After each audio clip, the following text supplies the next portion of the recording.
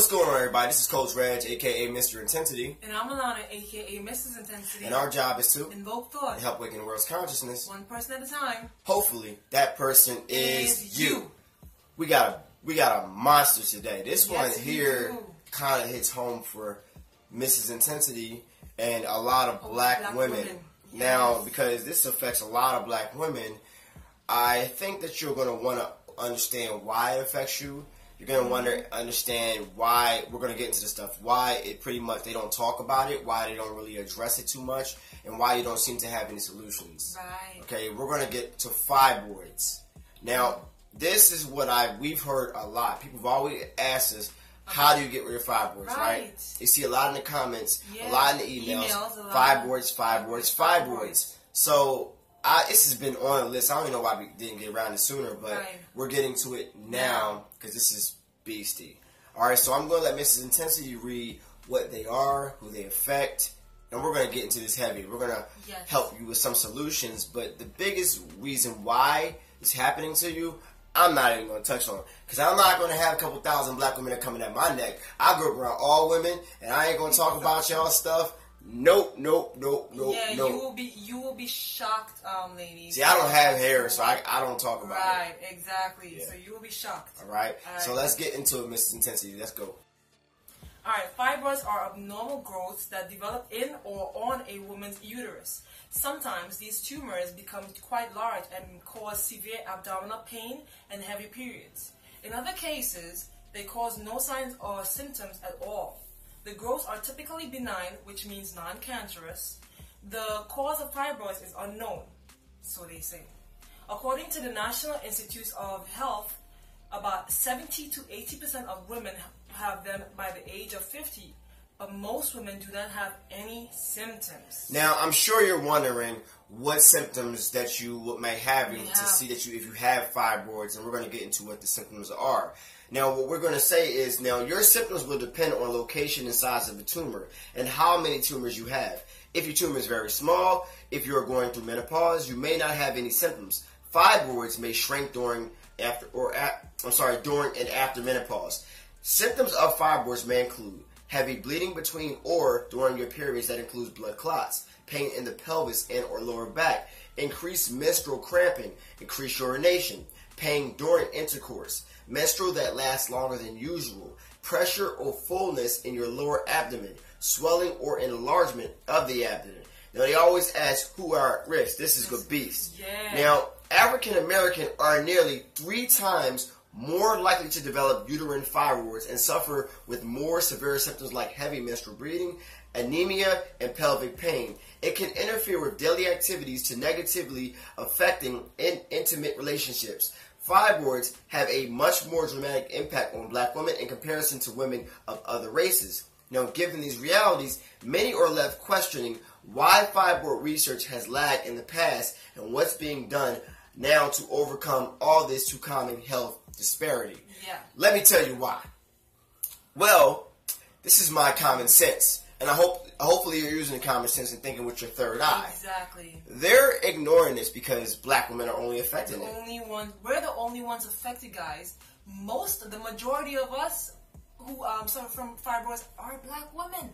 So it's like, it's not as substantial enough to them for them to say, okay, let's find a treatment for it. It is what it is. Yep, they don't really care about any treatments because it's not affecting their women.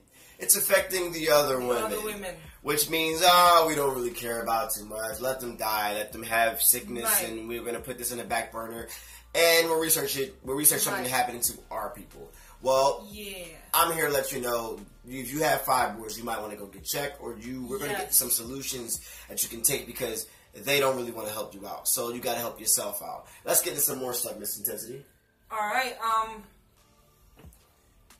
Like we were saying, one of the issues with fibroid research is that because it's built as a disease process that mostly affects black women in the sphere of research, there just aren't that many people who will consider it an immediate problem they face every day, like heart attack or stroke. So study shows that when it comes to racial diversity, fibroid research has taken a back seat, and it's sad. Although there are no known ways to prevent uterine fibroids, there are some factors that may be reasons that black women are at higher risks. Now, this is crazy. I'm going to let Mrs In10sity get into it. This is like, wow, but it makes sense because there are chemicals that are going into you. So it makes a lot of sense, and this is going to hit a lot of women at their soul. Yes. I don't have an opinion on how you should wear your hair. With Mrs In10sity, as you see, she has the faux locks right now because I didn't like the last hairstyle. I'll just keep it. I ain't like it. That's just me. So I told her, I was like, babe, I don't like it. But if I see... It was temporary. It was temporary. But if I see y'all wearing something, I'm not saying nothing because y'all going to kill me. We not have it. This is my woman. Right. But we have to inform you anyway of what's going on and how you are getting sick. Seriously. All right? So we're going to get into what is really causing the fibroids. Ready for this one? Ready for this bomb? It was a bomb for me. Go ahead, Mrs In10sity. Tell them. Alright, they're basically saying that relaxers at a very young age causes this effect on black women. And I'm going to get into it. Studies done on 23,000 African American women, showed that women who use hair relaxing products were more likely to have fibroids. Wow. Specifically, fibroids may be linked to the chemical exposure through scalp burns, which I have experienced when I was younger, when I used to be, doing my relaxers and all that stuff for years. Before I decided to turn natural, that happened to me too. So I have to be check myself out too. Through scalp burns that result from relaxers. Girls who got their first period before age 10 were more likely to get uterine fibroids later in life. And early periods may also be linked to the chemicals in hair relaxers. So this goes to show that, women who try to put relaxers on their daughter's hair before their period, that's a big no-no. It's fact that you should not put a relaxer or any type of chemicals on a young girl's hair due to the fact that their hair has not changed fully before puberty has hit, which is when her period comes. And that can cause breakage and a lot of damage to the body and the hair. Like I was saying, however, there is no specific evidence showing that the use of hair relaxers or early puberty causes fibroids. These things are linked only through association, in that women who use hair relaxer have a higher instance of uterine fibroids. So first they say the study doesn't show, then they say they did a study that shows. So, okay, you got to take what you can from it, right? Right. Take what you can and look at the study. If 20,000 women have been tested, and it says certain thing, I want to go with the 20,000 women that they're having the symptoms or whatever, or what is linked to it. It's linked to fibroids, which means, think about it. If you have fibroids right now, think about when you were a little girl. Did your mother use hair relaxers? Yes. Did you continue to use hair relaxers? Right. And do you have fibroids now? Right. Or do you have any of the symptoms of fibroids? Or family members who have had fibroids. Because that makes you what? They have been using the relaxer also. Let's think about it like that, right? With the family history. If the mother was getting her hair relaxed while she was pregnant. Ooh. Think about it. Transfer from the mother to the child. Think about it. Let's get into some of the family history. Go ahead, Mrs In10sity. Other reasons for fibroids, well, not necessarily specific to, family history. Because uterine fibroids have a higher prevalence in black women, they may already run in the family, which puts women today at an even higher risk. If a woman's mother has had fibroids, the daughter is about 3 times more likely to have fibroids than fibroids herself. If you know that you have a family history of fibroids, it is wise to get checked and pay attention to any symptoms that occur in your own body. You may be able to be diagnosed earlier, saving you from time spent dealing with the painful symptoms. Okay, now there's other reasons you could have fibroids, and those reasons we're going to get into now, all right, because it's not just the family history or the other stuff, so we're going to get to some of the other reasons as well. Now, while not necessarily specific to African American women, other risk factors for fibroids include obesity and eating habits. Right. Overweight women are more likely to develop fibroids, and for every heavy woman, the risk can be 2 or times more greater, on top of it 3 times greater, so that's 6 times greater. All along the same lines, a poor diet can lead to a greater possibility of fibroids as well. Eating green vegetables may help protect from women developing fibroids. Now, I'm not going to keep on saying this.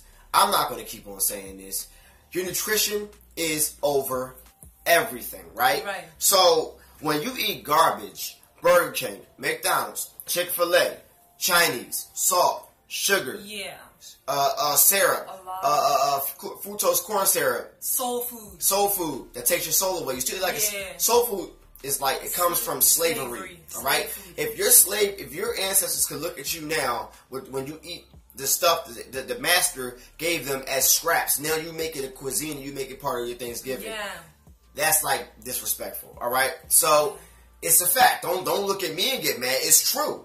Just be awake and understand that this is the game they play. Right. You gotta understand nutrition is everything. So once you change that, get some live enzymes in you, you got electric food in you, stop eating a bunch of that garbage, your body comes back, all right? Your immunity comes back, all right? It's just like, it's so simple, but it's not simple because it's hard to change your entire lifestyle, what you was raised from as a child into an adult with a developed habit, and to have to change that habit is probably going to be the hardest thing you ever had to do. But you got to understand, if you have these issues going on, it's going to save your life. Now, we did some research to figure out some natural remedies to go ahead and help you out with those fibroids and what you can do.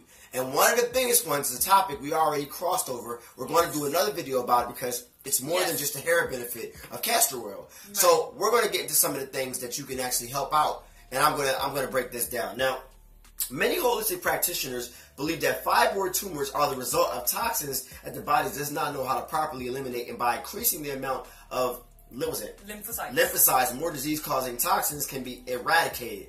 Since fibroids are tumors, improving the function of the immune system through the use of castor oil packs and renoleic acid in castor oil, which is an anti-inflammatory property, is thought to shrink the tumors. Castor oil has a very unique ability, and that is able to penetrate the skin in order to relax and smooth muscle. The unique ability enables it penetrate the blood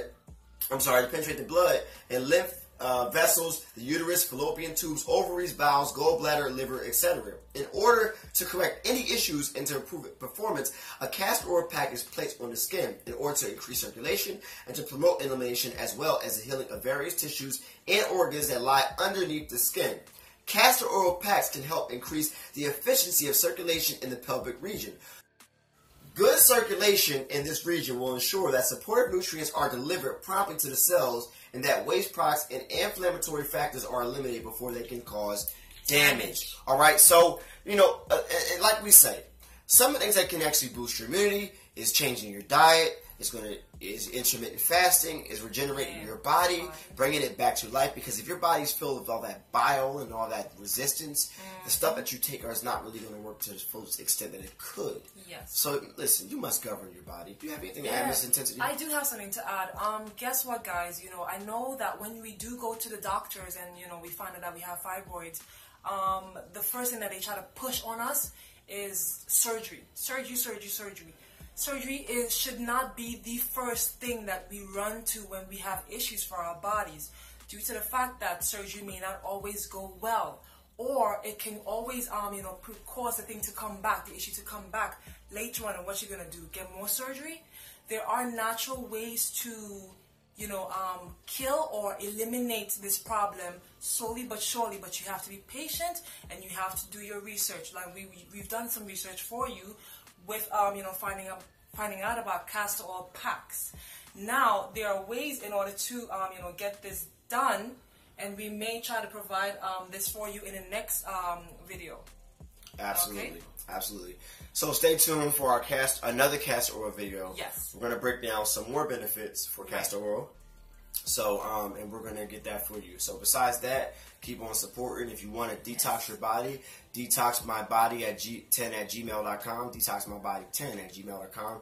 All links are in my description. If you need castor oil packs, they're also in my description. If I can find them, I'll do some research on what some good ones are, and you can go ahead and get them from there. So, besides that, this is what we have for you today. This is Coach Reg, a.k.a. Mr. Intensity. And I'm Alana, a.k.a. Mrs. Intensity. And our job is to invoke thought and help awaken the world's consciousness. One person at a time. Hopefully, that person is you.